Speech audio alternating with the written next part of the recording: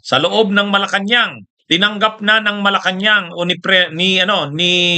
PBBM ang resignations nila Executive Secretary Lucas Bersamin at Department of Budget and Management Secretary Amina Pangandaman.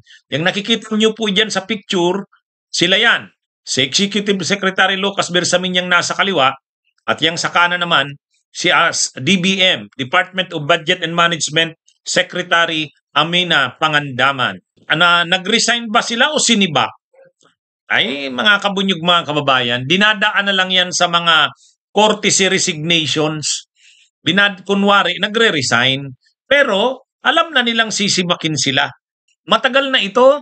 Naalala nyo ako, sa mga talakayan ko, sinabi ko ito. Hindi dapat palampasin ni PBBM si Bersamin at saka si Amina Pangandaman kasi may pananagutan din sila dyan. At least, tinanggal na. Si Amina Pangandaman, sa tingin ko, magaling sana, mabait, professional. Kaya lang, ang problema kasi nadawit sa flood control eh. Itong issue na ito sa flood control, grabe talaga ang tatamaan nito. Ha? Naalala niyo yung mga komentaryo ko sa aking mga talakayan? Sabi ko, imposible naman na si PBBM ay presidente, hindi mo makita yung mga insertions. 'Di ba? Naalala niyo yung ganyan mga comment ko sa akin siguro sa mga nakakakilala sa akin, sa ka-regular na mga viewers ko. Alam niyo, 'di ba? Ang comment ko, sabi ko, yung mga insertions nila Saldico, hindi pwedeng hindi malaman ng presidente 'yon. Bakit? Wala daw staff ang presidente sa ganyan. Ano daw 'yan? Ilang pung libo, 35,000 pages daw ba 'yan? Ganyan. Sabi ko, ang buong Department of Budget and Management, yung buong opisina na yan, ang trabaho niyan sa budget. At sino ang head niyan? Yan, si Amina Pangandaman. O paano siya nalusutan? Una, siya yung magpiprepare ng maayos na budget. Hindi naman kaya ng presidente. Alangan naman presidente ang magpiprepare ng budget.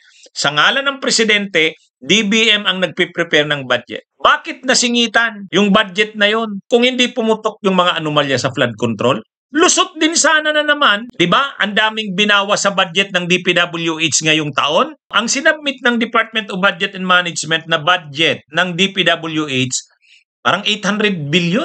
Marami doon sa 800 billion na yon, almost mga 260 billion ay mga flood control na may anomalya. Bakit nakalusot yun kay Amina Pangandaman bilang secretary ng DBM? O ngayon, tinapyas na yon. Inalis na yon, mga 260 billion yun. Pero hindi lang naman yan yung dahilan. Bakit si Bersamin at saka si Amina Pangandaman ay out of delicadeza? Siyempre, out of delicadeza. Ang sabi ni Yusek Claire Castro, nag-press con ngayon, breaking news, PhilippinStar.com, breaking, President Bongbong Marcos accepted the resignations of Executive Secretary Lucas Bersamin and Budget Secretary Amina Pangandaman. Palace Press Officer Claire Castro said. She said they tendered their resignation out of delicadeza, citing claims that tagged their departments in the flood control corruption scandal. Yan yung dahilan.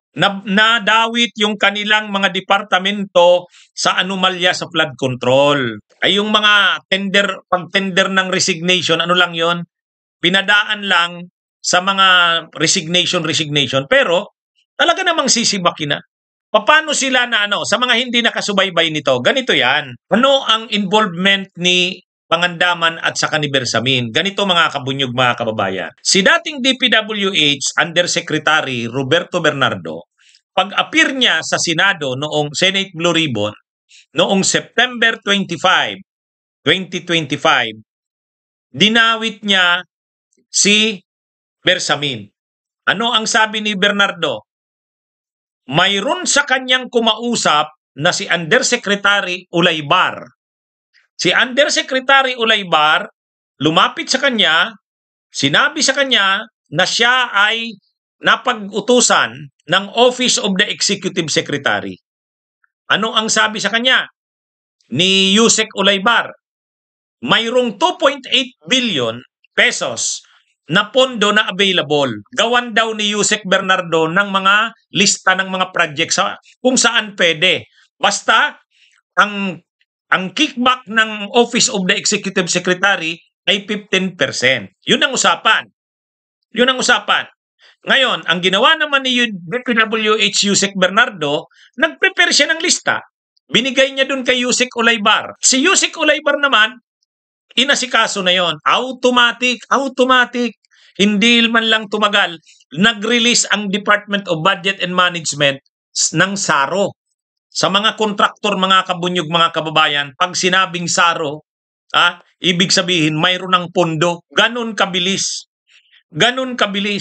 Ngayon, na ano yung project? Ang ginawa naman ni Bernardo, binigay niya yung project sa Bulacan. Flood control na naman. Tapos binigay niya yung kickback na 15% kay Olaybar. O di syempre, para kanino yon? Para sa Office of the Executive Secretary. Sino ang Executive Secretary? Si Bersamin. Mga kabunyog, sa susunod kasing investigasyon, hindi na pwedeng hindi imbestigahan si Bersamin, si Amina Pangandaman, at saka si Olaybar. Bakit? Panggit sila eh. Alangan namang hindi mo sila imbestigahan. Hindi ipatawag ng ICI, hindi ipatawag ng Senado, ipatawag sila. Kaya di ba naalala nyo yung comment ko nang lumabas yan? Sabi ko, hindi pwedeng palampasin to. Hindi pwedeng palampasin. O, buti na lang, bakit naman si Amina Pangandaman? Unang-una, sino ang nag-release ng 2.8 billion? Hindi naman yan marirelease nang hindi alam ng DBM Secretary, 2.8 billion. O, DBM Secretary ang nag-release noon. Ito ang kausap, yung si Yusek Olaybar nga. Si Yusek Olaybar, matagal ng staff, nung panahon pa, magkasama na sila ni Amina Pangandaman. Si Amina Pangandaman kasi, dati matagal na to na technocrat ito, magaling na talaga ito. Kasama niya yun si Yusek Olaybar. Ngayon, si Angara, Secretary Angara, nang maging DepEd Secretary, kinuha niya si Olaybar. O, kaya si Olaybar ngayon, Yusek ng DepEd ni Angara. O, actually, nung nakipag-usap si Olaybar kay dating DPWH Yusek Bernardo, ang posisyon ni Olaybar ay DepEd Yusek. Kaya, ano yan mga kabunyog, mga kababayan? Pero magkakilala na si Olaybar at si Bernardo. Ano na sila? Kumbaga may tiwalaan na sa isa't isa. At saka alam na ni Olaybar na pag mga racket, pag mga modus operandi sa mga projects ng DPWH at may kickback, ayon, si Bernardo na yan, kilala na.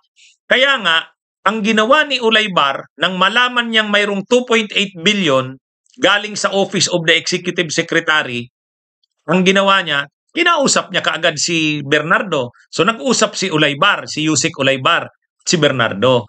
Ngayon, si Bernardo naman, alam niya na malakas sa Malacanang si Yusek Olaybar, kaagad-agad, prepare niya yung lista ng mga projects, binigay niya kay Olaybar.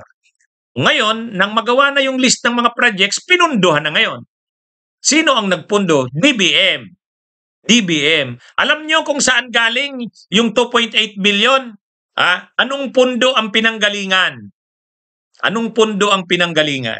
Unprogrammed funds. Kaya tayo nagsasabi na yung unprogrammed funds na yan ay source ng korupsyon. Diyan nasangkot si Amina Pangandaman at saka si Bersamin. Ngayon, dahil napangalanan sila at nasangkot sila, iimbestigahan na sila, obligado na silang mag-resign. Kaya dinaan na ngayon sa courtesy resignation.